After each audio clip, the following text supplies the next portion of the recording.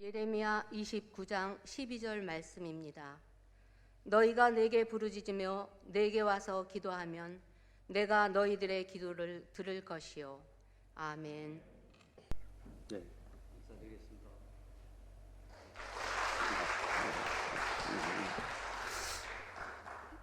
이 자리에서 제가 좀 이렇게 떨고 있었는데요. 우리 성가대가, 우리 메시아 찬양대가 어떻게 힘찬 이렇게 찬양을 해주시는지 제가 힘이 납니다. 예, 아이고 감사합니다. 예, 있습니다. 우리 메시아 다시 한번 좀 박수 좀 쳐주시면 감사하겠습니다. 예, 아이고. 예, 우리 교회의 자랑입니다. 이 메시아 찬양대가 뭐 지난번에 뭐 우승도 하고 여러 불려 다니기도 하고 아주 참 유명한 우리 메시아 찬양대입니다. 예, 할렐루야 반갑습니다. 예, 오늘 평신도 주일을 맞아서 종로지방 평신도 대회에 부족한 사람을 이 자리에 세워주신 하나님께 먼저 감사를 드립니다. 예, 종로지방 방금 사회를 보시는 우리 사평 총무이신 곽정일 장로님께서 부탁을 하셨어요. 그래서 고사를 했는데 순종하는 마음으로 마지막에는 제가 허락을 해서 이 자리에 이렇게 서게 됐습니다. 여러분 점심 어떻게 맛있게 드셨습니까? 예, 우리 교회는 점심이 국수예요. 근데 얼마나 맛있는지 몰라요. 그래서 아주 우리 교인들이 아주 국수에 푹 빠져 있습니다. 지금 아마 다른 교회의 여선교회 회원들도 아마 전부 다 아마 그 전문 요리사가 아닌가 생각이 들어요. 우리 교회뿐만이 아니고 매주마다 이렇게 맛있는 음식들을 차려 주시니까 아마 각 교회의 교인들이 얼마나 행복하게 아마 이렇게 지내시리라 이렇게 생각이 듭니다.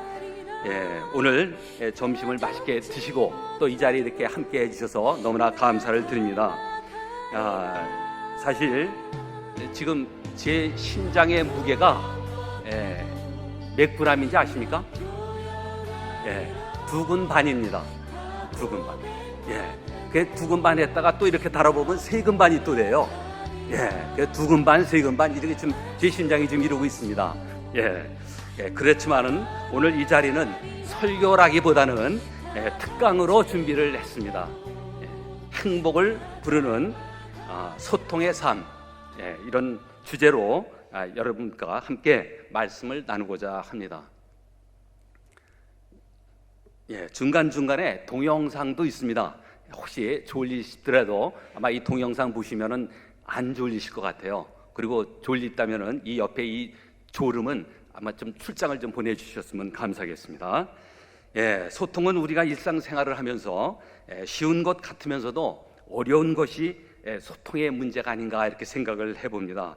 오늘 소통에 관한 말씀을 나누면서 우리 자신들이 우리 자신들을 되돌아보는 시간이 되었으면 좋겠습니다. 우리는 태어나서부터 소통을 할 수밖에 없죠. 태어나면 어떻게 합니까? 처음에 어딜 때린다고 그래요? 딱 때리면 응애하고 울어야 됩니다. 이 우는 자체가 소통입니다. 그래서 우리 인간은 바로 소통을 하면서 태어나면서 소통을 한다. 죽을 때까지 하나님 전에 갈 때까지 우리는 소통하면서 살 수밖에 없습니다. 그런데 이 소통이 얼마나 중요하냐? 우리가 일상생활을 하면서 부딪히는 것이 소통입니다.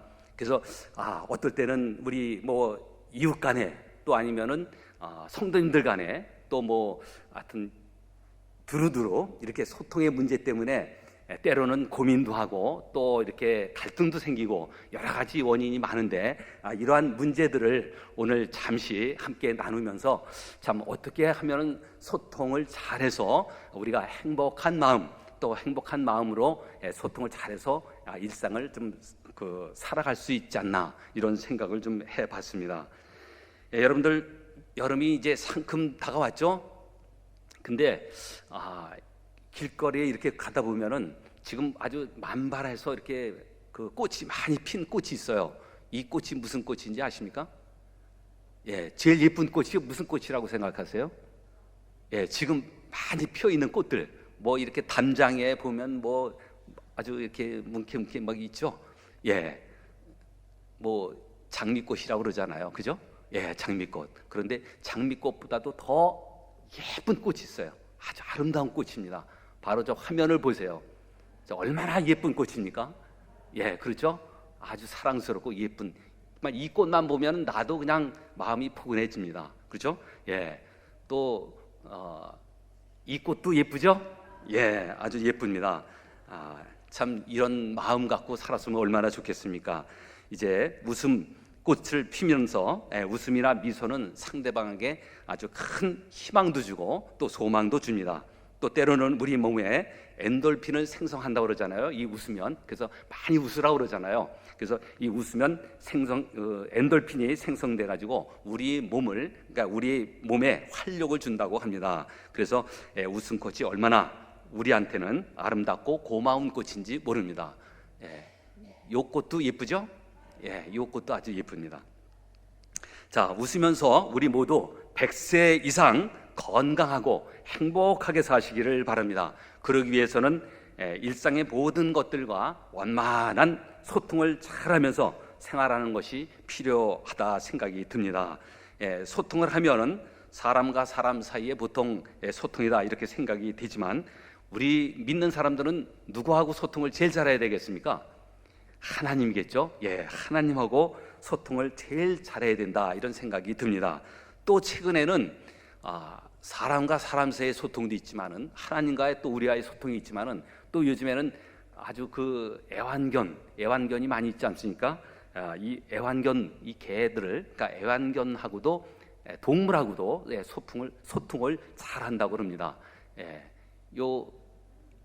아주 귀엽죠? 저희 집에서 기르는 아랑이입니다. 아랑이. 이 아랑이가 저하고 소통을 합니다. 어떻게 하면 제가 하모니카를 불면은 내 곡조에 맞춰서 끄떡끄떡하면서 지저댑니다. 한번 보시겠습니다.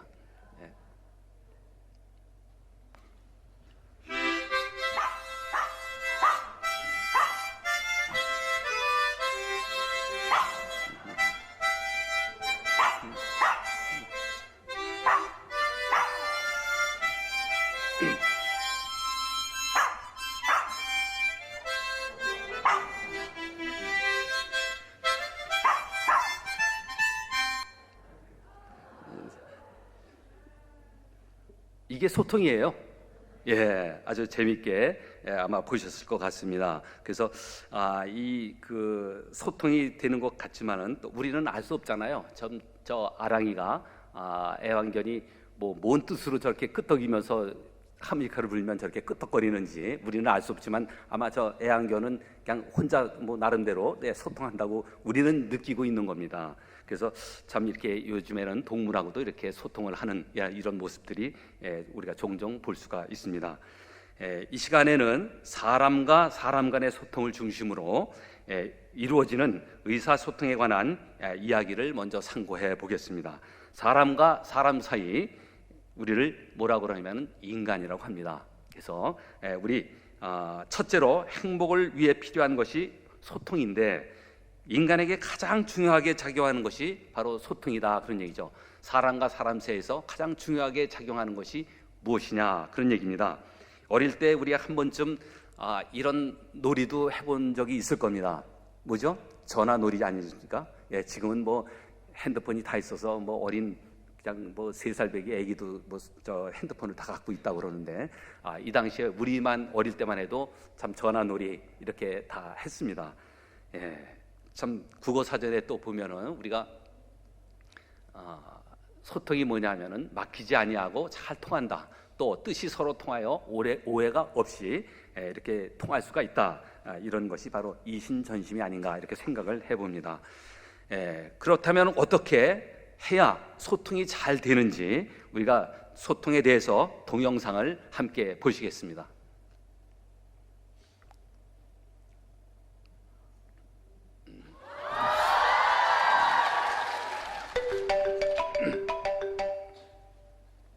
여보세요? 아들. 엄마 나 바쁜데 왜? 아 그래 그 너 짐 열쇠 어디다 두고 갔어? 그 신발장 위에 있어. 엄마 나 회의 준비하니까 이따 전화할게. 아 그래 알았어. 어. 근데 엄마가 아침에 밥 차려놓은 거 먹고 갔어? 나 늦잠 자서 못 먹었어. 엄마 나 지금 준비하니까 이따 전화할게. 그래 알았어. 근데 너 내일 모레 네 동생 졸업식인 거 알아? 알아. 근데 지금 나 급해 지금. 아 그래 알았어. 근데 너 또 택배 왔더라. 또 뭐 산 거야? 또 돈도 없으면서. 이따 집에 가서 보여줄게. 엄마 나 지금 급하다니까 빨리 끊어. 아 그래 오늘 몇 시까지 올 건데? 일찍 갈게. 아, 진짜야?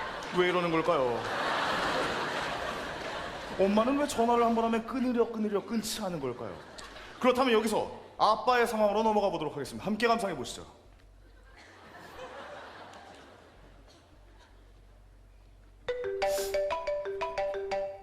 예 아버지. 너 그 아침에 왔던 신문 그거 어디다 놨어? 그거 책상 위에 있어요. 근데 그 어저께 엄마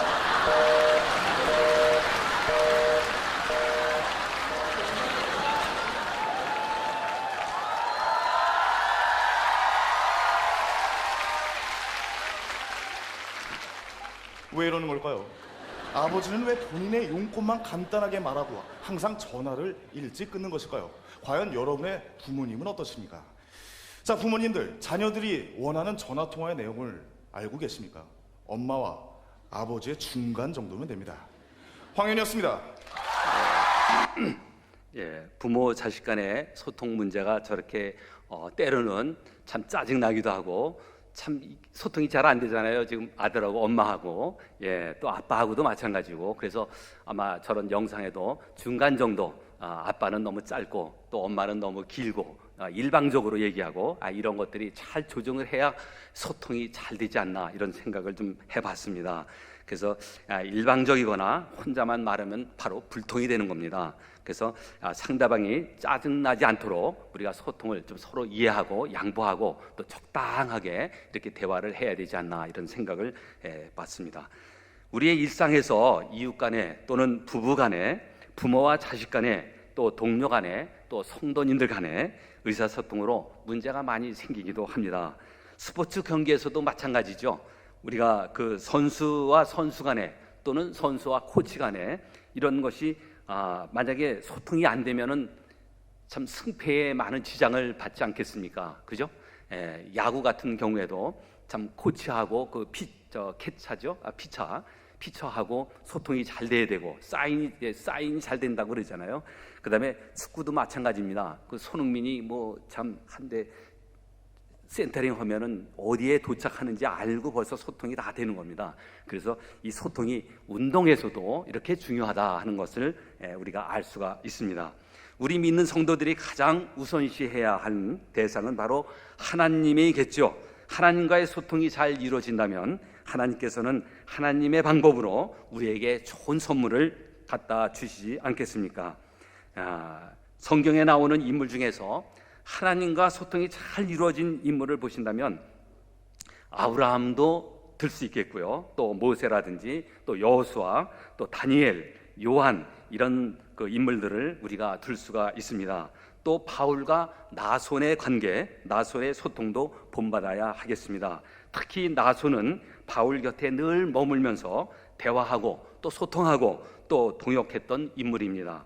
또 다니엘도 시간을 정해놓고 어떠한 일이 있어도 또 하나님께 무릎 꿇고 기도하는 그런 소통의 사람이었다고 생각이 됩니다. 참 이렇게 그렇다면 소통의 부재로 오는 불통에 대해서 한번 또 생각을 해보겠습니다. 소통의 부재로 오는 소통은 어떤 것이 있는지 한번 또 보시겠습니다. 누가복음 15장 11절 말씀에 보면은 돌아온 탕자 이야기가 있습니다. 아버지와 둘째 아들과의 소통이 잘 됩니까? 안 됩니까? 잘 안 됐죠? 그래서 아버지 말도 안 듣고 또 아들은 아들대로 둘째 아들은 아들대로 고집 부리고 소통이 안 됩니다. 결국은 재산 갖고 탕진을 하고 다시 돌아오잖아요. 그래도 반성하고 다시 돌아오니까 다행이죠. 또 뿐만이 아니죠. 큰 아들도 또 소통이 안 됩니다. 안 되는 거 다 아시죠? 아버지와 갈등을 느낍니다. 이런 것들이 바로 이 가정사에서 가족 간의 소통이 안 되기 때문에 바로 부재, 그러니까 불통이 되는 것이라고 다시 한번 또 말씀을 드릴 수가 있습니다. 그래서 모두 소통의 부재에서 오는 현상이 아닌가 이렇게 생각을 해봅니다. 다음 불통에 대해서 동영상을 보시고 또 말씀을 이어가겠습니다. 동영상 보시겠습니다.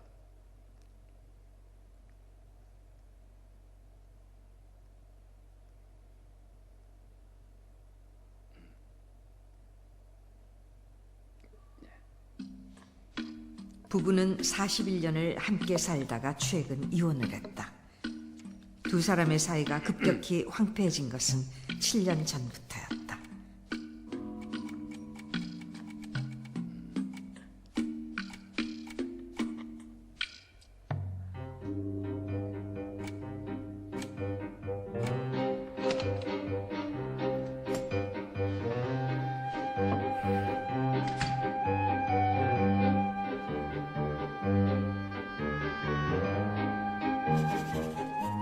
둘 사이에 대화가 없어지고 남편은 메모지로 자신의 의사를 전달했다.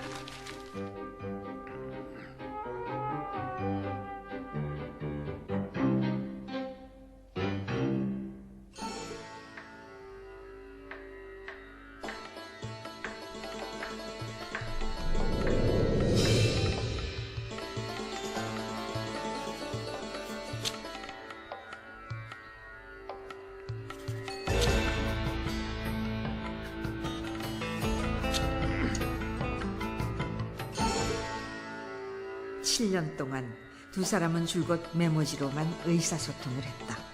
한 집에 사는 부부에게 도대체 가능한 일일까?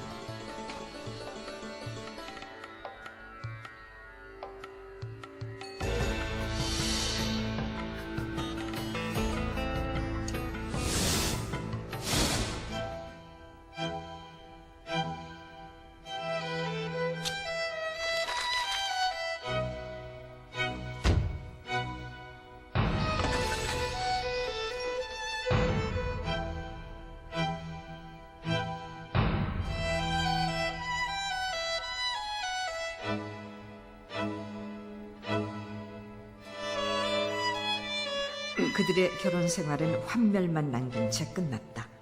이 부부의 이야기는 매우 극단적인 사례에 해당한다. 하지만 실제로 이렇게 마음 없이 원수처럼 살아가는 부부들은 의외로 많다.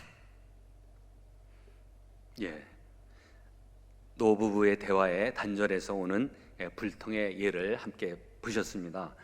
대화가 별로 없으면 결국 상대방의 의사를 알 수가 없죠. 그러니까 불통이 되는 것입니다. 그래서 우리가 집에서도 부부간에도 또 아까 자식간에도 대화를 좀 많이 해서 소통이 좀 잘 돼야 되겠습니다. 하여튼 대화가 단절이 되면 결국은 상대편의 마음을 알 수가 없기 때문에 불통이 돼서 문제가 이렇게 생깁니다. 요즘에는 그 이혼 또 뭐 별거 또 조론 또 쇼윈도 부부 이런 부부가 늘어난다고 합니다. 이 중에서 1위가 뭐 황혼 이혼이라고 이렇게 얘기가 들립니다. 불통이 결국 이혼까지 이렇게 몰고 오는 현상을 봤습니다. 정말 불통은 우리 모든 상황을 아주 이렇게 황폐하게 만드는 원인이 되지 않나 이렇게 생각을 해봅니다. 뭐 좀 우스갯소리지만은 요즘 이사하면 남자들이 강하지 않고 차를 먼저 탄다고 그러죠. 강아지는 안 버린답니다. 그래서 강아지 안 버리니까 남편도 같이 버리지 않는다고 이런 우스갯소리도 있습니다. 참 세상이 좀 이상한 세상이 되는 거가 아닌가 이런 생각도 해봅니다. 우리가 살면서 특히 부부간의 소통이 얼마나 중요한지 또 가정의 중심이 부부이기 때문에 부부가 참 의사소통이 잘 돼서 정말 원만한 가정, 화목한 가정, 아름다운 가정, 하나님이 주신 가정을 꼭 이루어 주시기를 부탁을 드립니다.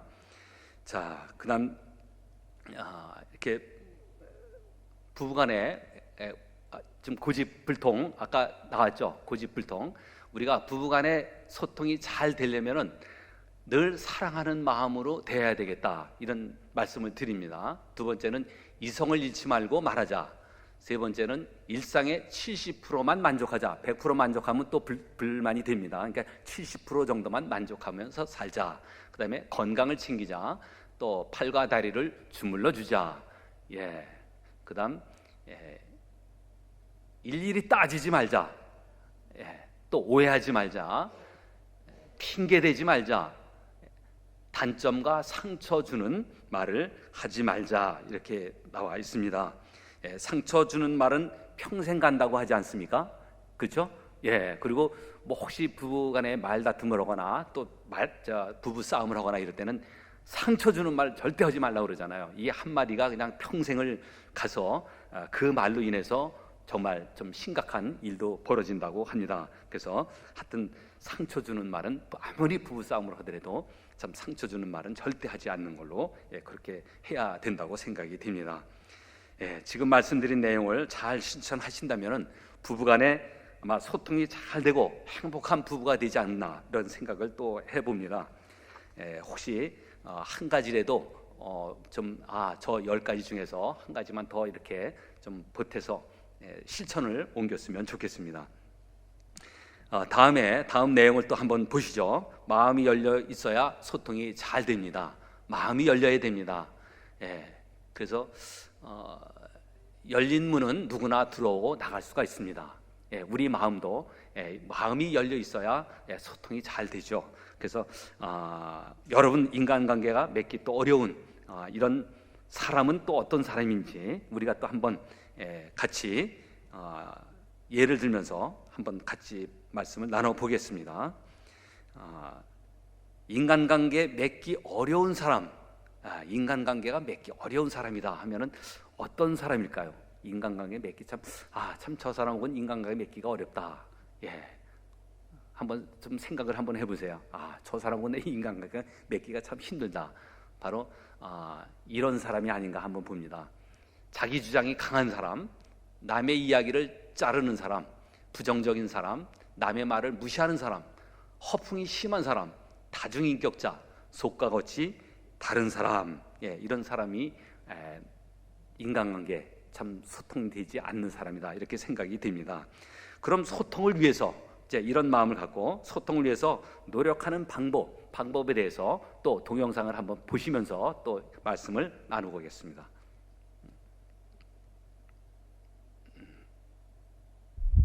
너무 떨려. 어떻게 해야 걔가 내 말 받아줄까?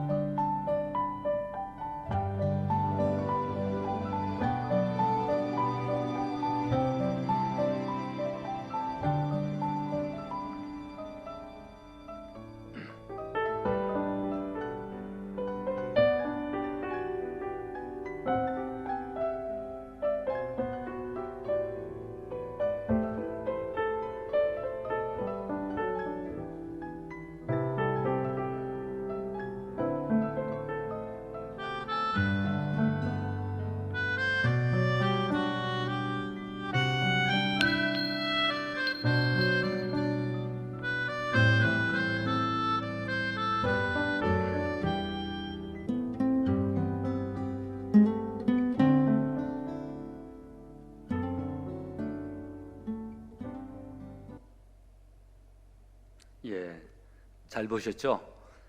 눈맞춤이 대화에 얼마나 중요한지 한번 보셨습니다. 보는 것이 듣는 거다 이런 말도 있습니다. 또 듣고 보는 것이 잘 훈련된 사람은 다른 사람보다 이해의 폭이 넓고 또 소통이 잘 된다고 합니다. 눈빛만 봐도 소통이 잘 됩니다. 눈으로 말해요. 눈 맞춤입니다. 눈 맞춤은 말을 안 해도, 말은 안 통해도 눈 맞춤은 통한다 이런 말이 있습니다. 우리가 항상 이렇게 대화할 때 우리가 눈 맞추면서 우리 눈으로 말해요 이런 얘기도 있잖아요. 눈만 봐도 저 사람이 지금 무슨 생각으로 하고 있다 이런 얘기가 있습니다. 그래서 우리가 대화할 때 참 이렇게 눈 맞춤으로 서로 이렇게 보면서 하면은 소통이 더 잘 되지 않나 이렇게 생각을 해봅니다. 눈 맞춤은 소통의 시작입니다. 소통은 공감할 때 이루어집니다. 바로 너와 나가 공통 집합이 있습니다. 바로 우리입니다. 이 우리가 많아야 됩니다. 그래야 소통이 잘 되는 겁니다. 바로 우리가 많으면 공감이 됩니다. 이 공감이란 남의 감정, 의견, 주장 따위에 대해서 자기가 그렇다고 같이 느끼는 이렇게 공감을 하는 거 아니겠습니까? 그래서 이 공감을 많이 해야 된다 그런 얘기입니다. 원만한 인간관계를 맺기 위해서 우리가 필요한 말의 기술은 또 어떤 것이 있는지 한번 같이 보시겠습니다. 앞에서 할 수 없는 말은 뒤에서도 하지 마라. 뒷말은 가장 나쁘다. 말을 독점하면 적이 많아진다. 말을 독점하면 적이 많아진다. 목소리의 톤이 높아질수록 뜻은 왜곡된다. 귀를 훔치지 말고 가슴을 흔드는 말을 해라. 내가 하고 싶은 말보다 상대방이 듣고 싶은 말을 해라. 내 주장만 강하게 하지 말라는 얘기겠죠. 뻔한 이야기보다는 뻔한 이야기를 하라. 좀 재밌게 얘기를 하라 그런 얘기죠. 말을 혀로만 하지 말고 눈과 표정으로 같이 함께 하라는 얘기입니다. 혀를 다스리는 건 나이지만 내 뱉어진 말은 나를 다스린다.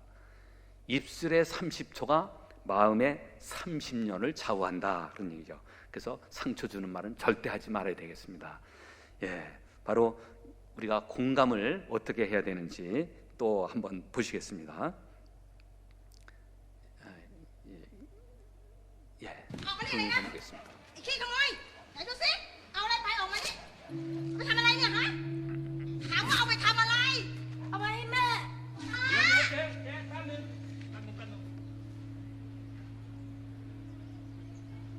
แม่ป่วยเหรอ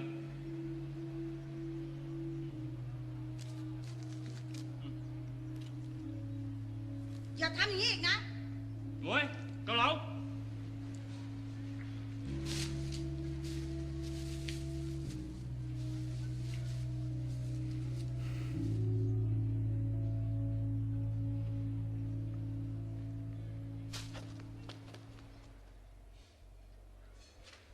จอนั่งเลยครับนั่งเลย ป๊า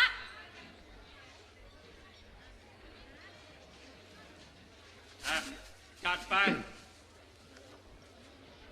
สั่งมาเร็วต่ออะไร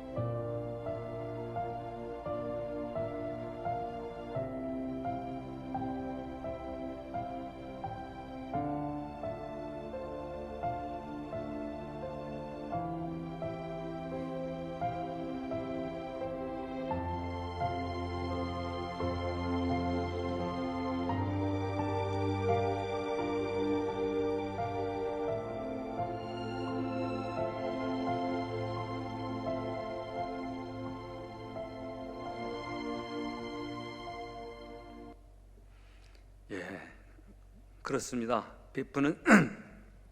베푸는 삶이 최고의 소통이고 행복입니다.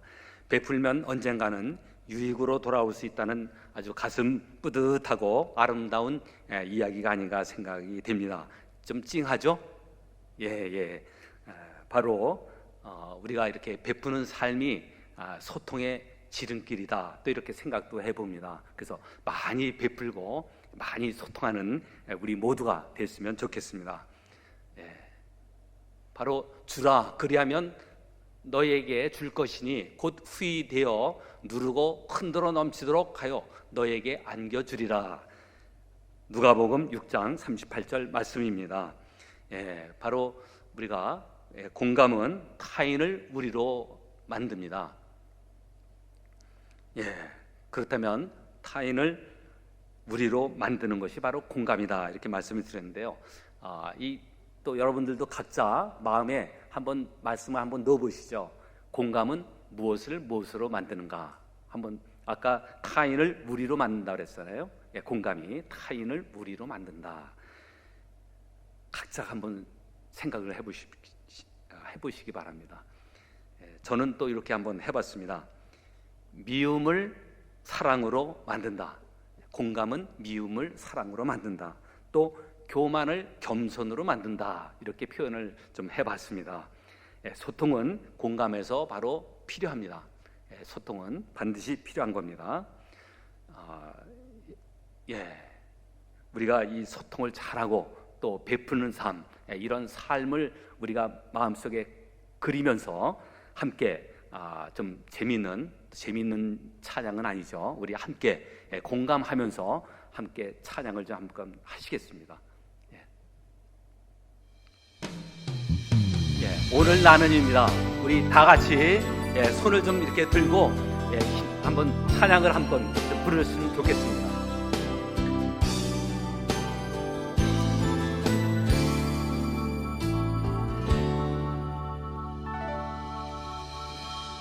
내가 먼저 손 좀 크게 볼륨을 좀 올려주세요. 다 함께 부르시겠습니다. 내가 먼저 용서하지 못하고 내가 먼저 웃음 주지 못하고 이렇게 머뭇거리고 있네. 그가 먼저 손 내밀기 원했고 그가 먼저 용서하길 원했고 그가 먼저 웃음 주길 원했네. 나는 억지된 사랑인가. 오 간교한 나의 입술이여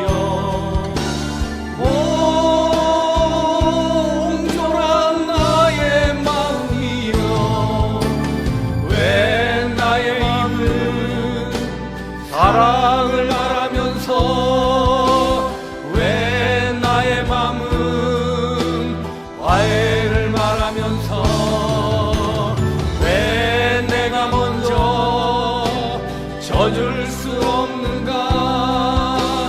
왜 내가 먼저 손해볼 수 없는가. 오늘 나는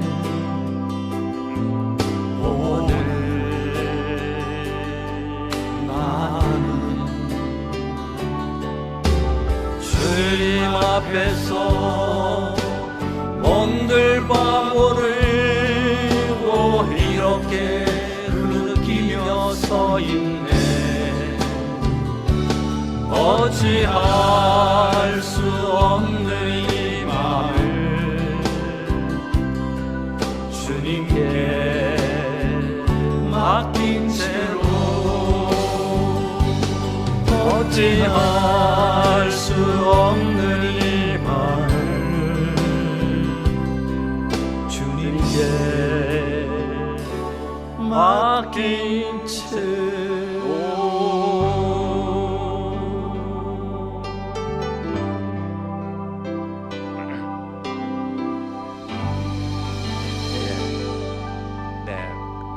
가서처럼 내가 먼저 손 내밀면 만사가 다 해결될 것으로 믿습니다. 그렇죠? 예. 아무쪼록 우리는 100세 시대에 살면서 되도록 스트레스 안 받고 또 주변 사람들과 의사소통을 잘해서 남은 인생을 잘 살아야 되겠습니다. 하지만 성도로서 무엇보다도 하나님과의 소통을 제일로 생각하고 하나님께 영광 돌리며 축복 속에 행복하고 멋지게 장수하며 형통한 삶을 살아가는 우리 모두가 되시기를 바랍니다. 잠시 성경에서 말씀하시는 형통에 대해서 말씀을 좀 나누고자 합니다. 억울하고 답답한 일을 맞이한 형통하지 않은 자가 있죠. 우리 성경에. 생각나는 사람 누구 있겠습니까? 형통의 삶. 요셉이죠. 요셉. 자주 인용되는 말입니다. 그러나 요셉을 가리켜 창세기 39장 2절에서 보면은 형통하였다고 합니다. 이제까지의 요셉의 삶은 그의 꿈과 그의 말로 인해 형들에게 미움도 사고 또 시기도 받고 또 구렁텅이에 또 던져지고 또 20냥의 상인들에게 팔려서 정말 참 형통할 수도 없는 그런 입장인데, 우리가 보면은 창세기 39장 2절 말씀에 보시면은 여호와께서 요셉과 함께 하심으로 그가 형통한 자가 되어 그의 주인 애굽 사람의 집에 있으니, 이렇게 말이 나옵니다. 그래서 세상적으로는 도저히 형통하다고 볼 수 없지만은 여기서 형통이라는 말은 세상에서 또 성경에서 다른 점이 있습니다. 하나님이 함께 하시는 것, 이 함께 하시는 것이 바로 성도가 형통하는 그런 모습이 아닌가 생각이 됩니다. 하나님이 형통하시는, 그러니까 함께 하시는 것만 해도 우리는 형통한다, 하나님과의 형통이다, 이렇게 말씀을 드릴 수가 있습니다. 우리는 모두 하나님께 함께 하시는 삶, 또 그래서 형통하는 삶이 되어야 하겠습니다. 우리가 열왕기 하 18장 7절에 보시면은 여호와께서 그와 함께 하심에 그가 어디로 가든지 형통하였더라, 이렇게 말씀하시고요. 또 신명기 29장 보시면은 그런즉 너희는 이 언약의 말씀을 지켜 행하라. 이거 미리 나왔네요. 그런즉 너희는 이 언약의 말씀을 지켜 행하라. 그리하면 너희가 하는 모든 일이 형통하리라 라고 말씀을 하셨습니다. 여러분은 이제 형통한 삶을 살고 계시겠죠? 여러분의 인생이 하나님과 함께 하심으로 형통한 인생 되신 것을 믿고 감사를 드립니다. 다시 돌아가서 하나님과의 소통의 방법은 무엇이라고 생각하는지 한번 함께 보시겠습니다. 바로 기도입니다. 우리가 항상 성경 말씀을 묵상하고 또 찬양을 하면서 소통하는 삶을 살아야겠습니다. 즉 영적인 교제가 바로 소통입니다. 믿음의 사람들은 영적 교제를 하시면서 잘 살아내야 되겠습니다. 이렇게 살아내실 때에 우리는 하나님과 소통이 되는 것입니다. 에레미야 29장 12절 말씀을 함께 합독하시겠습니다. 시작. 너희가 내게 부르짖으며 내게 와서 기도하면 내가 너희들의 기도를 들을 것이요. 이 말씀이야말로 하나님께서 우리에게 알려주신 하나님과의 소통하는 가장 좋은 방법이다, 이렇게 생각이 됩니다. 또한 하나님은 성경의 말씀으로 인간과 소통을 하십니다. 그래서 우리는 말씀을 늘 묵상하고 또 말씀대로 살아야 하는 것입니다. 우리들의 교회는 기도가 끊이지 않아야 되고 또 살아있는 말씀 안에서 하나님과 잘 소통하면서 또한 성도 간에 또 목사님과 성도 간에 교회와 또 지역사회 간에 소통이 잘 돼서 하나님이 원하시고 기뻐하시는 그러한 교회가 되어야 되겠고, 또 우리 모두가 하나님이 기뻐하시는 삶을 사는 우리 모두가 되어야 하겠다는 생각을 합니다. 마치면서 이제 마지막 마가복음 11장 24절 말씀을 합독하시면서 오늘 특강 모두 마치겠습니다. 시작. 그러므로 내가 너희에게 말하노니 무엇이든지 기도하고 구하는 것은 받은 줄로 믿으라. 그리하면 너희에게 그대로 되리라. 참 아멘. 지금까지 잘 들어주셨습니다. 참 제가 지금 굉장히 참 어떻게 소통에 대해서 조금 말씀을 드려서 하나님과의 소통, 또 우리 이웃 간의 소통, 성도님들 간의 소통, 이것을 좀 조금이라도 이렇게 도움을 드리려고 그냥 노력은 했는데 얼만큼 소통이 되셨는지 모르겠습니다. 하여튼 끝까지 이렇게 경청해 주시고, 여기서 보니까 한 분도 좋으시는 분이 안 계시더라고요. 너무나 감사를 드립니다. 자, 함께 기도하시겠습니다.